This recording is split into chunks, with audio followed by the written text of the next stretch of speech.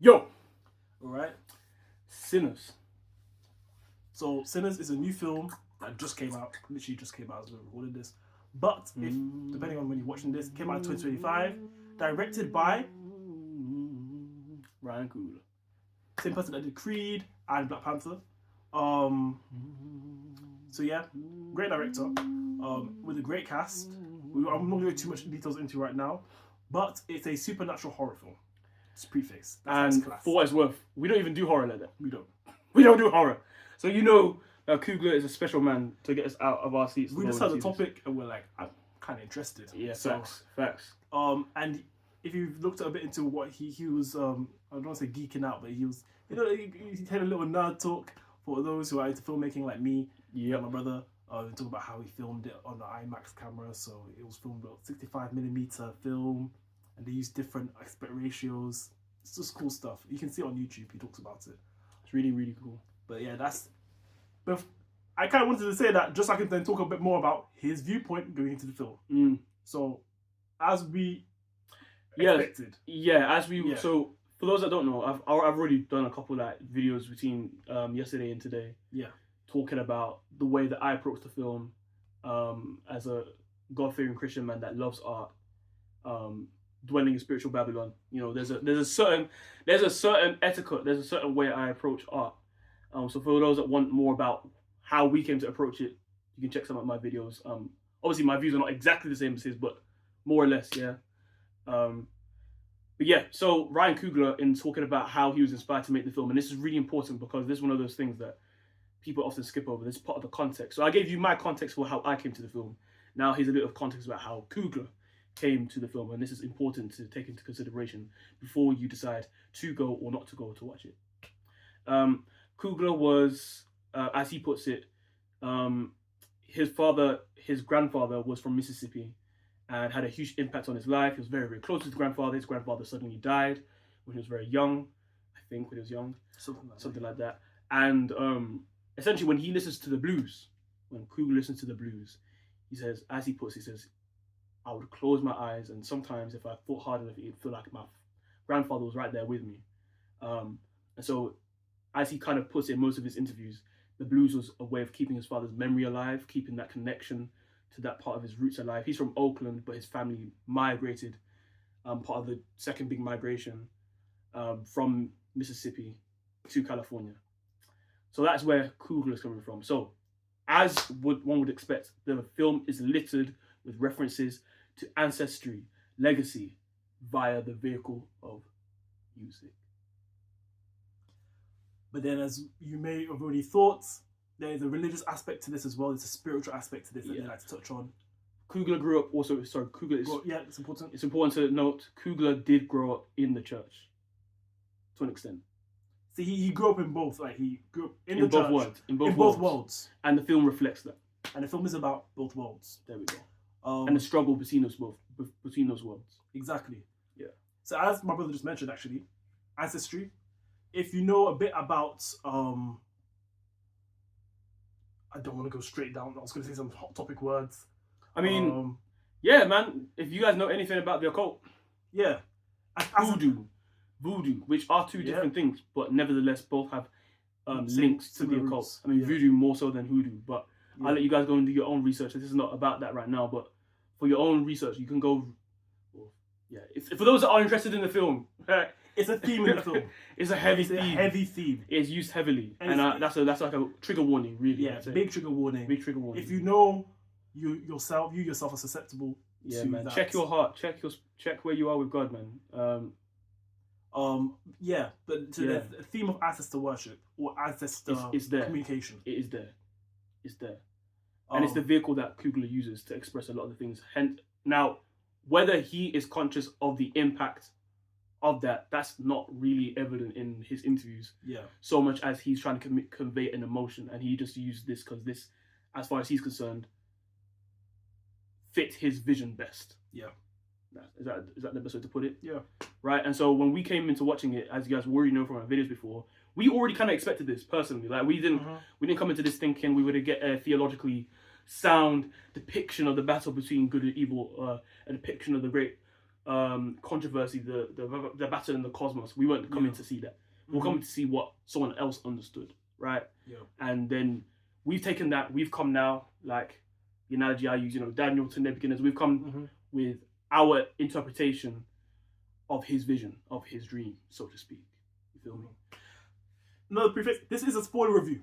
Oh, so best believe. I was just holding back a bit at the beginning, but I told you now. So, all right, wait. Before we hit spoilers, there's a couple of things we can talk about without going down the spoiler, right? Go on. I'll go do that part. Yeah. So, non-spoiler part commencing. All right, where we at? Cool. Yeah. So, non-spoiler part commencing. So, nuances of good and evil. The main characters in this are a set of twins called Smoke and Stack, which you would have seen from the trailer. I advise you don't watch that second trailer. Watch the first and only the first trailer, which I think is called a teaser, right? They've labeled it a teaser because they give so much away. Get so much away in those other trailers, and you don't need to be doing that to yourself, okay? Right? So Stack, Smoke, Miles Caton, who plays a man called Preacher Boy, plays Sammy. Thank you. He's also called Preacher Boy in the film. These are three main characters. Now, Preacher Boy is kind of the main character, and I'm not going to explain all the way why, because this is the non-spoiler part. But let's just say that he is symbolic or synonymous or has a symbiotic relationship with music in the film. And music is lit. If you could say who is the real main character, it is music, and the way music is tugged between the pull of evil and good. There's like this tension, and Preacher Boy Sammy is going throughout the film, trying to discover how to let his light shine. And I'm not going to tell you why I phrase it that way. If you stick around for the spoiler section, you might get a little bit more about that. Yeah. Oh, it's gonna be hard. Yeah. So yeah, and we see topics of the purpose of music, the purpose of art. Yeah. The way that the tension of race. Yeah. And the concept of mediums and channeling spirits. Yes. That concept is heavily there. With the war of good and evil. Hence, it's a supernatural horror, right? So if I'm not incorrect, they had already picked this as a theme. Yep. Before they kind of got started on the film, so they were always going to interweave these kind of things. Yeah. So that's what's out there. Oh, for what it's worth, actually. So like when we talk about how we approach this, me and my brother are big fans of the Lion, the Witch, and the Wardrobe, and we're also big fans of the Lion King. Now, what's the through line in those two films? Both those films are films where we've personally grown up watching them and taking. Lion, the Witch, and the Wardrobe is a book. We are aware it's a book. We're not uncultured, but carry on. Yeah. But we grew up watching these films, and we were able to. God was able to deduct many lessons to us watching these films as young children. Now, granted, our foundation was still on God's word, the scriptures, so we filtered everything we saw through that kind of lens, right? And so, Lion, Witch, and the Wardrobe, the Narnia series, and Lion King are very near and dear to us. Despite the fact that both films are from completely different worldviews. The vehicles, at least, in which they communicate the messages, both actually deal with the occult. Like the Lion, Witch, and the Wardrobe uses magic. It's Eurocentric. Okay, yeah, they touch on certain... It's Eurocentric. It's just a Eurocentric version of it. Yeah. And what's it called? The Lion King interpolates some themes that are also synonymous with ancestor worship. Oh yeah, heavily. You know what I'm saying? Ancestor communication. Exactly. Yeah. Now, in both these scenarios, the filmmakers didn't set out to make that the main theme, but in them, they used it as a vehicle. Yeah. And but the thing is, and many people have been distracted by those things. To be fair, for good reason. But for Lion, Witch, and the Wardrobe, there's an intended purpose of using it, and the intended purpose is to show a juxtaposition between that and Aslan. Aslan's also used magic though. Nah, they don't call it magic though. They do. Aslan does it. I kid you not. We need to watch it back. I'll tell you, he does. He talks about the deep magic. In the book? In the book and in the film. In fact, the film less so, but the book more. Yeah, the deep magic of the witch. Nope. When they're about to sacrifice him. Nope. After he resurrects. At least we need to say focus. But it's in there though. It's in there. Alright, cool. It's heavily used. But the point is, the points of the films are slightly different though. Yeah. Because even though one is more about a retelling of Hamlet. And that storyline. And the other one's a retelling of kind of what of Jesus. What's it called? There's a name for it. Messianic. Messianic message. Christ centric. The Passion. passion. The passion, bro. The story of Jesus is. But yeah, anyway, I just brought that up to say Salvation. that we're acutely aware of, of these things already in the film. So with that out the way, okay, with that out the way now, right? The film deals with this tension, and I'll say Coogler does it masterfully. Yeah, with what he knows, with where he's coming from, I think he did an excellent job. Now, we're both black, we're both Negroes, we're not American, but there was a lot in there that I could empathize and relate with, and I think for that reason there'll be many people, especially from the black community in Britain, that this is going to touch a nerve. It's going to strike a chord with a lot of people, man, and it's the reason why it's already getting rave reviews and things. And ironically, I think because of it's based on how far removed you are from certain environments. Facts. So if depending on how far removed you are from a Christian environment, some topics motifs may not instantly hit you. Depending on how far removed you are from native practices, including voodoo or hoodoo, or Santeria or whatever Yoruba religion people keep or Celtic spiritualism. Yeah. It's all in there. It's all in there. And I think one of the big things I got from this, and perhaps after this we can launch into the real spoilers. I want to so bad, bro. One of the big takeaways I got from this was, and it's a line that's in the trailer. Yeah. You keep dancing with the devil, he gonna follow you home. And I just love it. It's just what a poignant message. There's so much irony. And the irony is, God. So this is the thing I love about God. Not everyone knows how. Not everyone's conscious of when they're being used as a verse to communicate a truth. The thing is, the truth don't care about. The truth is no respecter of persons. The truth is just the truth. So I'm not even sure if Coogler thought as deeply as I am thinking when he made this film. But one thing I will say is that it does a great job of showing just how dangerous, powerful music is, and how it can be a vehicle and a force for good and evil. So see that evil part, dangerous. Yeah. For good, it can be good too. Yeah, it can be a blessing. I know, self-explanatory. It can be healing. That's self-explanatory. I know. Right. I said dangerous like an outburst. That's one of the things I really appreciated in the film, is how it shows the power of music, and separately from in my opinion, for me, separately from that, I loved how it showed legacy, the legacy of culture. That was powerful, and that was on an emotional side that got me. I'm not gonna lie, that Coogler did wonders. And there's a particular scene that everyone finna know if you've seen it already. Particular scene that on one side I thought, man, I wish perhaps the makers of the film were a bit more knowledgeable about the implications of some of the symbolism and iconography. But on the other side, I was like, what a beautiful display of how culture passes through time. That's where my mind was, right? There's that dichotomy going on, and I really appreciated that. And on the level of you dance with the devil too long, he might follow you home. There's this constant thing of the devil needs permission to come in, and will you let him in?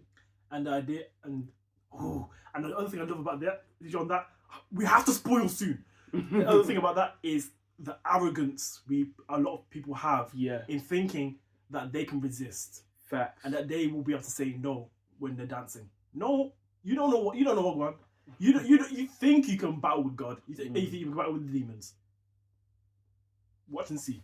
Yeah, facts. Watch and see. And on the flip side of it as well, I think also the idea that faith without works is dead. But I'll say even more to that when temptation arises, you gotta kill your temptations at the root. Kill them. Simply man. Faith isn't something that you can channel through incantations and stuff like that. And again, when we get to spoilers part, you can see a bit more into that. I want to go back onto the culture side of it real quickly as well, because it was really clever how themes of colonization and the gentrification, right, of black culture is explored in the film. And flipping back again to the spiritual side of it, on my story today, I was talking about how in Igbo we have the word ekwensu to describe the devil, and it literally means he will if you let him. That's transliterated. If you let him. Like, and I love that because, again, I think what this film did really masterfully, which is a biblical truth, is display the fact that spiritual awareness post Christ is something that has spread to the entire world, and people are more knowledgeable than we give them credit for. And that means that sometimes, especially as a Christian man, right? I know there's a lot of people that I've grown up with that kind of walk around at things as if their culture is the only culture that has their eyes open to certain things, but everybody is tapped in, and everyone's having this wrestle between good and evil on a daily basis. And music, using music as a vehicle to explore that was a masterful and intelligent choice. And I like the use of color as well. Yeah. There's a lot you can use with that color, because I think the idea of twins, these twins, duality, and then the idea of color, two parts of one whole, opposing colors, Fact. to show a the word left me, but the war between the colors. I don't know, the war between worlds, because there's a word I was trying to use that. But the war between worlds, within that duality, and I think we should save the rest for a spoiler review. One more thing. Go on. One last thing. Literally, I was gonna say, I really appreciated the other part, which was there's this. We're living, like, again, I said, in Jeremiah. In Jeremiah it says, and I'll put my word onto their heart, and no longer will one man teach another man. That's the prophecy about how the law, God's law of love, will be encrypted on our hearts as opposed to on stone. Which is to say, not to say that everyone will follow God, but which is to say everyone will be conscious. And this film, to me, is that on steroids. It's like everybody knows when something's up, and even if not everyone knows how to communicate it, even on a meta level, who knows? I don't know what Coogler's like awareness is. He's definitely got some awareness, and I champion the awareness that he does have, because some of that was really well displayed in the film. But even within the film, there's like this whole thing of like how all the characters, even characters you think wouldn't have a clue, everyone's tapped in. And I think one of the things that was really interesting, it reflected how at the moment in the world there's a big tension between religion and spirituality. And how do people reckon with that? How do people navigate that? And the film does a really good job of kind of showing that wrestle. Because at the moment, people are trying to draw lines in the sand, going, okay, what's evil? What is good? Do we even know which one is which? How do we decipher which one's which? Now, obviously, as a Christian man, I've got God as my compass. But even in my own faith, it's a constant daily rebirth, dying to self thing, trying to make the best of the day. And as someone that adores art, someone that adores music in particular, and movie making, we're both artists at heart. I really, really resonated with this battle of how do I use my tools, my gifts for good? And what happens when I use my gift for bad? Does it taint the gift? Do I have to chuck my gift away? Right? What do I burn? Do I burn the gift? And often in the past, many dialogues in religious circles have been, the issue is your music or the art. The art form is the issue. But this film challenges that in a way that I'm quite appreciative of. And it says, is it the instrument or the musician? Is it the instrument or the environment in which the instrument is being placed in? What's being cursed? What's being blessed here? You know what I'm saying? So that's a really, really nuanced and important dialogue that I think people would appreciate if they give the film a chance. So but if you do ever give the film a chance, or if you don't even want to, but you still want a spoiler review, stick around. We're here for you, man, that don't want to go watch it. We got you. We're about to spoil this. We got you. Rotter. We're about to spoil this. All right, bro. You ready? Let's get it.